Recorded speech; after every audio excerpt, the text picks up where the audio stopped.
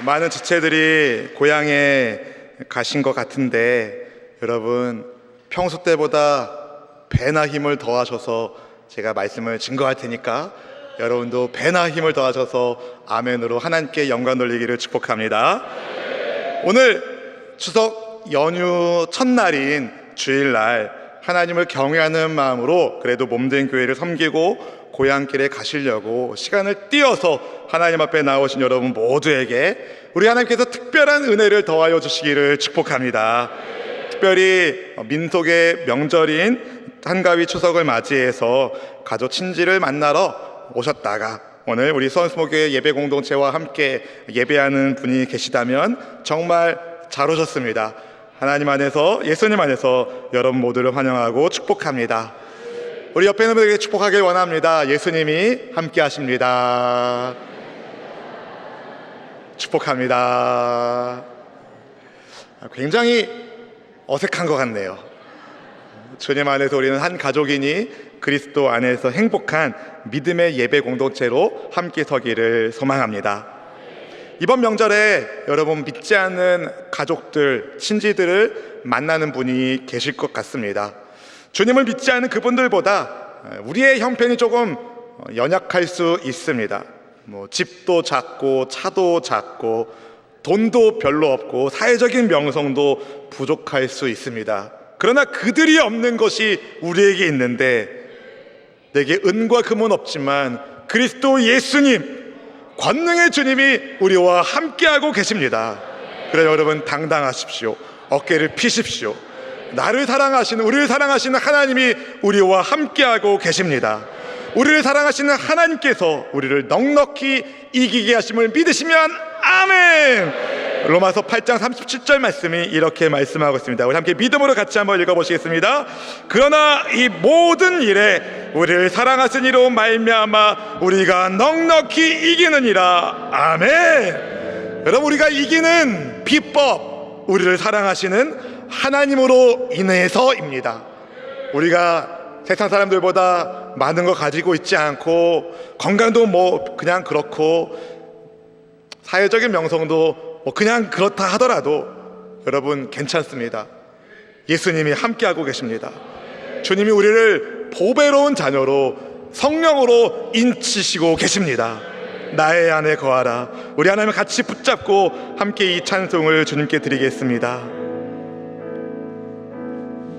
나의 안에 거하라. 나는 내 하나님이니 모든 환난 가운데 너를 지키는 자라. 우리 주님 말씀하십니다. 두려워하지 말라. 내가 널 도와주리니 놀라지 말라. 내 손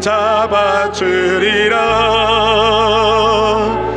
내가 너를 지명하여 불렀나니 너는 내 것이. 우리는 주님의 것 되십니다. 내 것이라. 너의 하나님이라. 내가 너를 보배롭고 존귀하게 여기노라. 너를 사랑하는 내 여호와. 우리 하나님이 여러분에게 이렇게 말씀하고 계십니다. 나의 안에 거하라. 나는 내 하나님이니 모든 환난 가운데 너를 지키는 자라. 두려워하지 말라. 내가 널 도와주리니 놀라지 말라. 내 손 잡아주리라. 내가 너를 지명하여 불렀나니 너는 내 것이라. 내 것이라. 너의 하나님이라. 내가 너를 보배롭고 존귀하게 여기노라.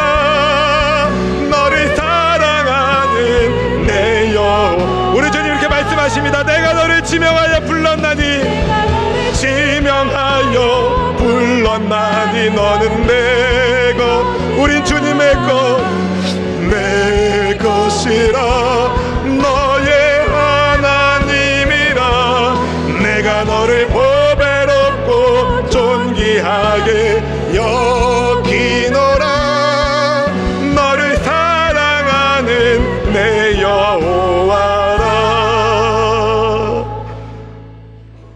작은 먼지보다 못한 존재인 우리를 보배로운 자로 인치시고 사망의 권세 아래 죄 가운데 빠져 있었던 우리를 향한 사랑을 잊지 아니하시고 생명을 다해 우리를 건져주신 예수님, 이 시간 이 예배의 자리에 주님의 성령이 함께하여 주시옵시고 우리 안에 거하시는 예수님으로 인하여 우리 삶이 완전히 새로워지게 하시기를 원하나이다. 이 시간 아버지 하나님의 말씀을 청종할 때에 우리 속사람이 강건하게 하여 주시며 우리의 마음밭이 부드러운 옥토밭이 되어 주의 말씀이 심겨지고 그 말씀대로 삶으로 하나님의 백성들의 삶이 형통한 사람이라고 성령 하나님의 인치심이 있게 하여 주옵소서. 추석 명절을 맞이하여 고향에 방문하는 하나님의 백성들을 기억하여 주시고 지금 이 시간 고향교회에서 예배하는 그들에게도 하나님이 동일한 은총을 더하여 주시사 한국교회가 함께 살아날 수 있도록 한라에서 백두까지 복음의 능력이 임하게 하여 주시옵소서. 하나님, 부족한 종이 감히 복음의 말씀을 들고 이 자리에 섰습니다. 십자가 보혈의 피로 정결하게 하여 주시고 오직 생명의 말씀, 하나님의 말씀만이 온전히 증거되게 하사 말씀이 곧 육신이 되어 우리 가운데 좌정하시는 예수님을 더욱 깊이 사랑하게 되는 은혜가 있게 하여 주옵소서. 성령 하나님 환영합니다. 인정합니다. 모셔드립니다. 성령으로 충만하게 하여 주시고 예수님을 더욱 사랑하며 이번 추석 명절 하나님을 예배하는 명절로 귀 쓰도록 역사하여 주옵소서. 우리 가운데 임재하시고 다시 오실 우리의 왕 그리스도 예수님의 이름으로 간절히 기도하옵나이다. 아멘. 할렐루야. 며칠 전에 저와 같이 사우스웨스턴 세미나리에서 디민 과정 공부하는 목사님이 저에게 들려주신 이야기입니다. 이미 공동체와 몇 번 나누었지만 못 들은 분이 계시기 때문에 또 한 번 나누고 싶습니다. 예수님을 믿게 된 지 얼마 되지 않은 한 성도님이 계셨습니다. 이분은 원래 불교에 굉장히 심취했던 분이신데 하나님의 은혜로 예수님을 믿게 되셨습니다. 그분 말씀에 따르면 불교는 절에 가서 사찰에 가서 드린 기도만 기도로 인정을 한다고 합니다. 그런데 기독교는 어디서든 하나님께 드리는 기도를 하나님이 기도로 인정해 주시고 하나님이 받아주신다니 이것이야말로 얼마나 큰 복이냐며 그분은 무척이나 행복한 고백을 하셨습니다. 그런데 이분이 얼마 되지 않아서 말기암에 걸린 것이 발견되었습니다. 제가 아는 목사님이 신방을 가셨어요. 병원에 신방 가셨는데 암투병 중인 그 성도님께서 너무 담담하게 자기 병을 고쳐달라는 기도 제목이 아니라 이 일을 통하여 가족 모두가 하나님을 믿는 구원의 은혜가 흘러가게 해달라는 기도의 제목을 내놓으셨습니다. 3개월 동안 투병하신 다음에 이 성도님은 하나님의 부르심을 받으셨습니다. 그런데 그분의 임종 때에 놀라운 일이 일어났습니다. 임종의 자리를 지키던 가족들이 다 깜짝 놀랄 일이 벌어졌습니다. 이분이 돌아가시기 직전에 얼굴이 갑자기 확 피시더니 두 손을 탁 드시는 겁니다. 거기에 있는 모든 사람들이 누가 봐도 누군가가 이분을 맞이하러 왔다는 것을 느끼게 되었습니다. 이것을 지켜본 모든 가족들이 그 주일부터 예배당에 나와 예수님을 믿게 되었습니다. 여러분, 죽음을 앞에 둔 성도의 기도를 하나님이 응답해 주신 겁니다. 저는 이야기를 들으면서 아주 큰 감동을 받았습니다. 살아계신 하나님, 주를 믿는 성도의 기도에 신실하게 응답해 주시는 좋으신 하나님을 찬양합니다. 여러분에게는, 사랑하는 성도 여러분, 여러분에게는 어떤 기도의 제목이 있으십니까? 이번 추석 명절 기간 동안에 여러분을 통하여, 믿음의 사람들을 통하여 하나님의 복음이 흘러 넘치기를 기도합니다. 그리하여 한라에서 백두까지 대한민국 전역에 가족 모두가 예수님을 경외하며 찬양하며 하나님을 예배하는 복이 이 나라 이 민족 가운데 임하기를 함께 기도해 주시기를 부탁드립니다. 추석 명절이 되면 많은 국민들이 가족들을 만나기 위하여 모입니다. 다들 안 모이시나 보네요. 명절 때 가족들이 모이는 것이 굉장히 일반적입니다. 예외적인 경우도 물론 있지만 대부분 가족들이 함께 모이십니다. 그리고 차례상을 차려서 제사를 드리는 분들이 굉장히 많습니다. 며칠 전에 이 전통 차례상 차림에 관한 아침 뉴스를 제가 우연찮게 보았는데, 이 재래시장에서 전통시장에서 준비하면 뭐 얼마, 뭐 대형마트에서 준비하면 얼마, 어디가 더 쌀까요? 재래시장, 전통시장이 더 싸다는 것을 뉴스에서 나오는 거예요. 또 그것도 너무 품목이 28가지가 되니까 한 10가지 좀 빼가지고 농수산식품유통공사가 제시한 간소화 차림으로 준비하면 재래시장에서는 얼마, 대형마트에서는 얼마, 이렇게 소개하는 것을 뉴스로 보았습니다. 뭘 보여줍니까? 그만큼 차례상을 차리는 분들이 뉴스거리가 될 정도로 많이 있다는 거예요. 그러다가 제가 한번 검색해 봤더니 차례상에 놓으면 안 되는 음식이 있더라고요. 혹시 아십니까, 여러분? 복숭아, 붉은 팥, 이런 거는요 그 차례상에 올리면 안 된대요. 여러분, 이번에 복숭아 한 박스씩 가져가세요. 시루떡 한 마씩 해서 가져가셔요. 네. 왜 복숭아, 붉은 팥 같은 거를 차례상에도 놓지 말라고 할까요? 귀신이 쫓아나기 때문에, 혼령을 내쫓기 때문에 올려놓으면 안 된다는 거예요. 참 제가 그걸 보면서 차례상을 차리고 절하는 것은 누군가가 말하는 것처럼 조상에게 예를 다하기 위해서라기보다는 오히려 이것은 조상 귀신을 섬기는 게 아닌가, 우상을 숭배하는 것은 아닌가라는 생각을 하게 되었습니다. 여러분은 어떻게 생각하십니까? 살아계신 하나님을 섬기는 성도로서 우리는 하나님만을 예배하는 예배자가 되어야 됩니다. 혹시 여러분이 집안의 어른이시라면 하나님을 경외하는 가문의 전통을 세우십시오. 믿음의 가문의 전통을 세우십시오. 그리고 살아 계실 때 효를 다하는 예의 가문을 세우시기를 주님의 이름으로 축복합니다. 그런데 문제는 여러분이 집안의 어른이 아니고 집안의 어른이 너무 강경하게 제사를 강조하는 경우, 여러분 어떻게 하시겠어요? 상종하지 못할 사람 하고서 여러분 아예 안면을 몰수하시겠습니까? 나만 장군의 이야기에서 우리가 한 가지 힌트를 발견할 수 있습니다. 아람 나라의 나아만 장군, 여러분 아시죠? 아람의 군대 장관으로서 그 나라의 넘버 2였던 나아만 장군이 나병에 걸렸습니다. 어떻게 해서 엘리사 선지자를 만나게 되고 그 선지자의 말에 따라서 나아만 장군이 요단강에 몸을 씻음으로 인하여 병고침을 받게 되었습니다. 하나님의 선지자 엘리사의 말대로 했더니 몸이 깨끗하게 나았습니다. 병을 고친 나아만이, 병 고침 받은 나아만이 하나님만을 앞으로 제가 예배하겠습니다, 하나님만 제가 섬기겠습니다, 이렇게 믿음의 결단을 내렸습니다. 앞으로 하나님만을 예배할 결심을 그가 했는데 문제가 한 가지 있었습니다. 한 가지 걸리는 문제가 있었습니다. 어떤 문제가 걸렸겠습니까? 열왕기하 5장 18절 말씀을 함께 읽어보시겠습니다. 같이 읽어볼까요? 오직 한 가지 일이 있사오니 야훼께서 당신의 종을 용서하시기를 원하나이다.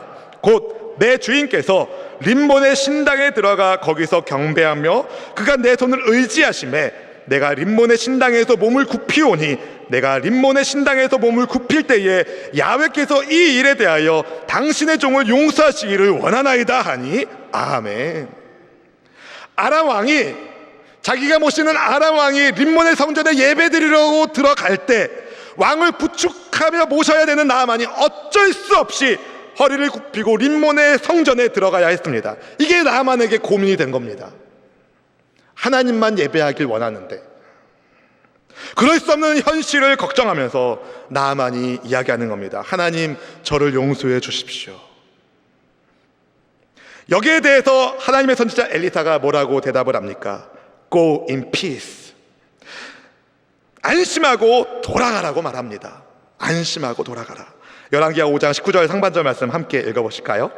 엘리사가 이르되 너는 평안히 가라 하니라. 아멘. 무슨 말씀입니까? 하나님께서 용서해 주신다는 겁니다. 전 이 말씀을 묵상하면서 명절 때 차례상을 앞에 둔 성도들이 어떤 마음을 가져야 되는지에 대한 생각을 하게 되었습니다. 그런 생각이 들었어요. 나아만 장군이 아람 왕을 부축하여 림몬의 성전에 몸을 굽히고 들어갔을 때, 겉으로 보았을 때는 나아만이 림몬 우상에게 절하는 것처럼 보일지 몰라도 나아만은 림몬이 아닌 그를 고쳐주신 하나님을, 살아계신 하나님을 예배했을 것이다. 사랑하는 성도 여러분, 우리 안에는 나아만 장군처럼 어쩔 수 없이 우상을 숭배하는 차례상이 차려진 그 자리에 있어야 되는 분이 계실지도 모르겠습니다. 여러분, 두려워하지 마십시오. 염려하지 마십시오. 마음속으로 하나님께 기도하십시오. 하나님, 우상을 숭배하는 이들을 긍휼히 여겨 주십시오. 저는 하나님만을 예배합니다. 우상이 떠나가게 하십시오. 귀신이 떠나가게 하십시오. 이들에게도 구원의 복음이 흘러가게 하여 주시옵소서. 그렇다고 대놓고 귀신아 떠나가라 하면 난리 납니다. 여러분, 속으로 예수님은 우리의 중심을 아시니까 속으로 여러분이 선포하시는 거예요. 그렇게 되면 우상을 숭배하는 그곳이 하나님을 예배하는 장소로 바뀝니다. 생각해 보시죠, 여러분. 귀신이 세겠어요? 하나님이 세시겠어요? 왜 말씀을 안 하시는 거예요, 여러분? 너무 당연한 질문을 제가 드렸죠. 하나님이 승리하시는 분이십니다. 여러분, 귀신은요 감히 하나님을 이기지 못합니다. 그리고 여러분, 기회를 봐서 살아계신 하나님을 증거하십시오. 세상 사람들처럼 추석 명절에 돈 걱정, 자녀 걱정, 이런저런 문제로 서로 상처를 주고받지 마세요. 공부는 몇 등 하냐, 돈은 얼마나 버냐, 결혼은 언제 하냐, 애는 언제 날 거냐, 왜 물어보시는 거예요? 여러분, 그런 걸로 여러분 상처받거나 상처 주지 마시고 그냥 묵묵히 사람들이 잘 안 하려는 꾸준히 일을 여러분이 찾아서 해보십시오. 그럼 누군가 물어볼 거예요. 언니, 무슨 일 있어? 오빠, 무슨 일이야? 형, 웬일이요? 해가 서쪽에서 뜨겠네? 동생, 뭐 필요한 거 있어? 며느라, 무슨 일이요? 그때 여러분 뭐라고 하시겠어요? 제가 사랑하는 예수님이 이렇게 섬기라고 말씀하셨어요. 한마디 딱 하시는 거예요. 그러면 그분들이 이게 교회 다니더니 처음에 그럴 겁니다, 여러분. 근데 여러분, 그 명절이 올해 한 번만 있겠어요? 이 일이 한 번 되고 두 번 되고 세 번 되면서 여러분, 인생을 살면서 문제를 안 만난 사람이 없습니다. 어떤 분이 여러분 가족이 문제를 만날 때 여러분 전화할 겁니다. 며느라, 요즘 내가 이런 일이 있는데 나 위해서 좀 기도해주면 안 되겠니? 그런 은혜가 있기를 축복합니다. 여러분의 삶을 통해서 여러분의 인생 가운데 생생히 살아계시는 하나님을 증거함으로 예수님의 복음이 전파되어서 구원의 은혜가 여러분 가족 모두에게 흘러넘치기를 주님의 이름으로 축원합니다. 여러분, 하나님의 백성은요 나만처럼 우상을 숭배하는 그곳에서도 하나님을 예배할 수 있습니다. 근데 문제가 또 하나 있어요. 그 반대도 가능하다는 겁니다. 하나님을 예배하는 자리에 있어도 우상을 숭배할 수 있습니다. 나라는 우상을, 하나님을 알지 못하는 것을, 하나님이 아닌 알지 못하는 것을 예배할 수도 있습니다. 오늘 말씀을 통해서 우리가 주님께 드리는 예배가 흔들리지 않는 성경의 진리 위에 굳게 뿌리 내려지기를 주님의 이름으로 축복합니다. 퓨리탄 리폼 신학대학원의 학장이면서 조직신학 교수인 조엘 피키 박사가 이런 말을 했습니다. 하나님을 예배하고 하나님의 말씀에 충실하게 산다고 하는 것보다도 사람들이 어떻게 느끼느냐, 우리의 필요를 어떻게 채워가느냐에 중점을 두는 것은 예배에 세속화다. 여러분, 나 중심의 예배, 내가 흡족한, 내 마음에 흡족한 예배가 하나님께서 원하시지 않는 예배일 수도 있습니다. 그렇다면 하나님 중심의 예배, 하나님께서 기뻐하시는, 하나님께서 원하시는 예배는 어떤 예배이겠습니까? 오늘 본문 23절 말씀을 함께 읽어보실까요? 23절입니다. 아버지께 참되게 예배하는 자들은 영과 진리로 예배할 때가 오나니 곧 이때라. 아버지께서는 자기에게 이렇게 예배하는 자들을 찾으시느니라. 아멘. 여러분, 어떤 사람이 아버지께 참되게 예배하는 사람들입니까? 하나님 앞에서 마음가짐을 바로잡고 옷차림을 좀 신경 쓰고 경건한 태도로 예배하면 참되게 예배하는 사람일까요? 그럴 수도 있지만 아닐 수도 있습니다.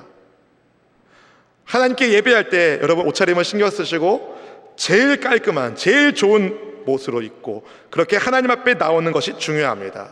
제 친구 목사님이 흑인 교회에서 지금 사역하고 계신데 흑인 성도님들은 참 재밌어요. 주일날 제일 화려한 옷을 입고 오시거든요. 형제들 같은 경우는 이제 하얀색 양복을 입으면 흰 구두, 노란색 양복을 입으면 노란 구두, 빨간색 양복을 입으면 빨간 구두, 이렇게 딱 깔맞춤을 하고 옵니다. 또 여성 성도님 같은 경우는 이제 우리가 영화에서 보는 것처럼 모자를 탁 쓰고 레이스가 다 달려있는 것을 보고 한껏 치장하고 오셔서 하나님을 예배하시는데, 왜 그렇게 하시는지 아십니까? 노예 시절에 정말 힘들고 어려울 그때에 하나님 만나는 그 시간을 그들이 그토록 사모했다는 것을 보여주는 겁니다. 여러분, 겉으로 준비하는 것도 물론 중요하지만 근데 그것보다 훨씬 더 중요한 것이 있습니다. 보다 본질적인 요소가 있다는 겁니다. 좀 얼굴은 좀 꾀재재하고 옷차림은 난무하더라도 여러분, 마음을 다한 예배, 정성을 다한 예배, 영과 진리로 하나님을 예배하는 예배를 주님이 받으십니다. 그럼 이렇게 질문할 수 있을 것 같습니다. 그럼 도대체 목사님, 영과 진리로 하나님을 예배하는 것이 구체적으로 어떻게 예배를 한다는 것입니까? 오늘 말씀을 통해서 아버지 하나님께 참되게 예배함의 의미를 깨달으시고, 특별히 이번 명절 연휴 기간에 하나님을 예배하는 추석으로 가족들과 함께 의미 있는 시간들을 함께 보내는 은혜가 있기를 주님의 이름으로 축복합니다. 첫째로 여러분, 영과 진리로 아버지를 예배하기 위하여 예수님을 믿음으로 하나님을 예배합니다. 예수님을 믿음으로 하나님을 예배합니다. 여러분, 예수님을 나의 구원자로 믿는 그 사람만이 하나님을 예배합니다. 예수님을 나의 구주로 믿고 고백하는 사람만이 참된 예배자가 됩니다. 오늘 본문은 예수님께서 사마리아에 있는 수가라는 동네에서 만났던 한 여인과의 대화 속에서 주님이 말씀하신 내용입니다. 예수님이 목마르다고 물 달라고 했고 사마리아 여인이 뭐라 했고 예수님이 계속 말씀을 하시면서, 그러다가 이 여인이 남편 얘기를 했다가 자기 개인적인 어두운 생활사를 예수님이 말씀하시니까 갑자기 이 여인이 말을 돌려서 사마리아 사람들은 그리심산에서, 유대 사람은 예루살렘에서 예배를 드린다고 주제를 확 바꿨습니다. 그때 예수님이 장소가 아니라 아버지께 예배할 때가 이른다는 그 때에 대하여 말씀을 하셨습니다. 영과 진리로 예배할 때가 온다고 예수님이 말씀하십니다. 오늘 본문의 23절 말씀을 다시 한번 여러분 함께 읽어보실까요? 아버지께 참되게 예배하는 자들은 영과 진리로 예배할 때가 오나니 곧 이때라. 아버지께서는 자기에게 이렇게 예배하는 자들을 찾으시느니라. 아멘. 여러분, 여기서 이때가 중요합니다. 이때가 언제이겠습니까? 예수님을 만난 때, 예수님으로 인하여 시작된 구원의 때, 하나님께서 죄인들을 위하여 예정하신 그리스도 예수님을 이 땅에 보내신 그때, 그분을 우리가 만난 그때. 여러분, 예배에 있어서 그리심산이나 예루살렘이나 장소는 중요하지 않습니다. 유대인이냐 사마리아인이냐 민족이 중요하지 않습니다. 어느 누구라도 죽게 나오면, 예수님을 구주로 믿는 믿음 안에 있으면 하나님을 예배하게 됩니다. 그런 믿음의 예배자를 하나님께서 찾으시는 겁니다. 예수님은 우리가 예배드릴 예배의 대상자가 우리 아버지라고 말씀하셨습니다. 우리는 하나님 아버지께 예배하는 예배자입니다. 그런데 여러분, 누가 감히 하나님을 아버지라고 부를 수 있겠습니까?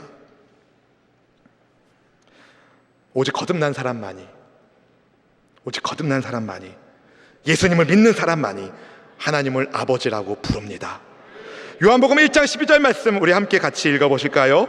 영접하는 자, 곧 그 이름을 믿는 자들에게는 하나님의 자녀가 되는 권세를 주셨으니 아멘, 아멘. 예수님을 믿는 사람, 하나님의 자녀가 됩니다. 하나님을 아버지라고 부릅니다. 사랑하는 성도 여러분, 참된 예배자가 되길 원하신다면 나를 살리시는, 내 영을 살리시는 하나님을, 예수님을 믿으셔야 됩니다. 아무리 하나님을 예배하는 장소에 있다 하더라도 예수님을 진실로 나의 주님으로 고백하지 않는다면 그분은 참된 예배자가 될 수가 없습니다. 예수 그리스도의 십자가 복음이 성령 하나님의 인도하심을 통하여 믿어지게 되는 역사가 나타날 때, 쉽게 말해서 예수님을 진짜로 믿게 될 때 그는 하나님이 찾으시는 참된 예배자가 됩니다. 이번 추석 명절 연휴 기간 동안에 여러분 어디서든 예수님을 믿는 믿음으로, 예수님을 믿는 믿음으로 하나님을 예배하는 여러분 모두가 되시길 주님의 이름으로 축원합니다. 장거리 운전하다 보면 짜증 나시죠? 즐거우세요? 장거리 운전하다 보면, 오랜 시간 운전하다 보면 짜증 날 수 있습니다. 여러분 그때 그 순간에도 하나님을 예배하는 예배자가 되시길 축복합니다. 찬송을 부르고 기도를 하면서 함께 하나님을 경외하는 여러분의 가족들이 되기를 주님의 이름으로 축원합니다. 두 번째로 우리가 영과 진리로 아버지를 예배하기 위하여 여러분 성령 충만을 사모하며 하나님을 예배해야 됩니다. 성령 충만을 사모하셔야 됩니다. 예수님께서는 영이신 하나님께 참되게 예배하는 자들은 영과 진리로 예배하는 사람이라고 말씀하셨습니다. 오늘 본문의 24절 말씀을 함께 읽어보실까요? 24절입니다. 하나님은 영이시니 예배하는 자가 영과 진리로 예배할지니라. 아멘. 여러분 여기서 영과 진리로는요, in spirit and truth 해가지고 하나의 전치사인 in에 영과 진리가 연결되어 있어서 하나의 개념을 보여주고 있습니다. 그래서 영과 진리는요, 진리의 영이라고도 해석할 수가 있는데, 눈치 빠른 분들은 아시겠지만 진리의 영, 성령님을 의미합니다. 요한복음 14장에서 예수님께서 진리의 영을 보혜사 성령님이라고 분명히 가르쳐 주셨습니다. 이것을 정리해 보면 아버지 하나님께 참되게 예배하는 사람들은 진리의 영이신 성령의 충만함을 사모하는 사람들입니다. 진리의 영이신 성령님께서 우리를 영과 진리로 인도하여 주시고 예수님을 믿는 믿음을 갖게 하시고 하나님을 아버지라고 부를 수 있도록 인도하여 주시기 때문입니다. 믿으시면 아멘! 사실 우리가 예수님을 나의 주님으로 영접할 수 있는 것도 성령께서 그렇게 믿을 수 있도록 도와주시기 때문입니다. 하나님은 영이시기에 하나님의 영이신 성령님의 도움 없이 우리는 하나님과 교제할 수 없습니다. 성령으로 충만할 때 우리가 아버지께 드리는 예배가 아버지 하나님과 깊이 교제하는 축제의 장, 만남의 장이 됩니다. 여러분, 하나님을 만나면 어떤 일이 일어나는지 아십니까? 기적이 일어납니다. 내 삶을 좀먹는 여러 가지 문제가 더 이상 문제거리가 되지 않고 나를 두렵게 하는 그 어떤 두려움이라도 떨쳐내게 되고 절망의 사람이 소망을 품게 되는 축제의 시간이 됩니다. 한번 따라해 보실까요? 예배는 축제다. 예배는 축제다. 왜 그렇게 했습니까? 아버지, 나를 사랑하시는 아버지를 만나기 때문입니다. 여러분, 나를 사랑하시는 하나님 아버지와의 데이트를 성령 충만함으로 사모하십시오. 매 예배 때마다 성령 충만을 사모하시면서 하나님과의 만남이 깊어지는 여러분 모두가 다 되시기를 주님의 이름으로 축원합니다. 또 여러분, 예배는 영으로 드리는 거기 때문에 영적 전쟁이 있습니다. 한번 따라해 보실까요? 예배는 영적 전쟁이다. 예배는 영적 전쟁이다. 우리는 살면서 자기도 모르는 사이에 세상의 가치관에 물들곤 합니다. 그렇게 오염된 우리의 생각을 여러분 말씀의 빛 아래 고치는 시간이 바로 예배의 시간입니다. 굳어있는 마음을 하나님의 말씀으로 기경하면서 부드러운 마음을 갖고 하나님과의 만남을 소망하는 시간이 바로 예배의 시간이 됩니다. 네, 여러분, 우리의 오염된 생각을 고치는 거를요, 원수마귀가 되게 싫어합니다. 원수마귀는 거짓말하는 존재죠. 그는 악한 존재입니다. 애들 만화에 나오는 것처럼 귀엽고 깜찍한 캐릭터가 절대로 아닙니다. 원수마귀는 죽이고 멸망시키는 악한 존재입니다. 그 존재를 우리가 어떻게 이길 수 있겠습니까? 그 존재는 하나님의 백성들이 하나님께 영광 돌리는 삶을 사는 것을 굉장히 증오하고 미워합니다. 그래서 어떻게든 우리와 하나님 사이를 갈라놓으려고 합니다. 예배 자리에 앉아 있어도 마음의 문을 닫게 만듭니다. 우리의 마음을 병들게 하는 악한 마귀, 우리가 어떻게 물리칠 수 있겠습니까? 성령의 검, 하나님의 말씀입니다. 에베소서 6장 17절 하반절 말씀을 함께 같이 읽어보실까요? 성령의 검, 곧 하나님의 말씀을 가지라. 아멘. 여러분, 하나님의 말씀이 성령의 검입니다. 성령 충만을 사모하면서, 그리고 하나님의 말씀을 사모하는 마음으로 듣고 순종할 때 마귀는 떠나갈 것입니다. 성령 충만하게 마귀를 이기게 될 것입니다. 참된 예배자로 서게 될 것입니다. 예배를 통한 삶의 회복이 일어나게 될 것입니다. 사랑하는 성도 여러분, 이 시간 우리가 함께 믿음의 결단을 주님께 드리기를 원합니다. 예수님을 정말 내 삶의 구주로 확실히 믿겠다는 믿음의 결단과 함께 진리의 영이신 성령님의 인도를 따라서 그분의 충만케 하심을 사모하면서, 여러분, 매 예배 때마다 성령 충만을 사모하며 주 앞에 나오십시오. 그리고 말씀을 들을 때마다 하나님의 말씀을 하나님의 말씀으로 받으시고 그 말씀에 순종하십시오. 이번 추석 명절에 하나님 아버지를 참되게 예배하는 여러분을 통하여, 예배하는 여러분이 밟는 그곳에 예배 받으신 하나님이 임재하심으로 어둠이 떠나가고 묶인 것이 풀어지고 없는 것이 있는 것으로 채워지는, 그리하여 믿지 않는 얼어붙은 여러분의 가족 친지들의 굳어있는 마음들이 싹 녹아지고 그들 또한 예수님 믿는 구원의 기쁨을 함께 노래하는 그런 은혜가 있기를 주님의 이름으로 축원합니다.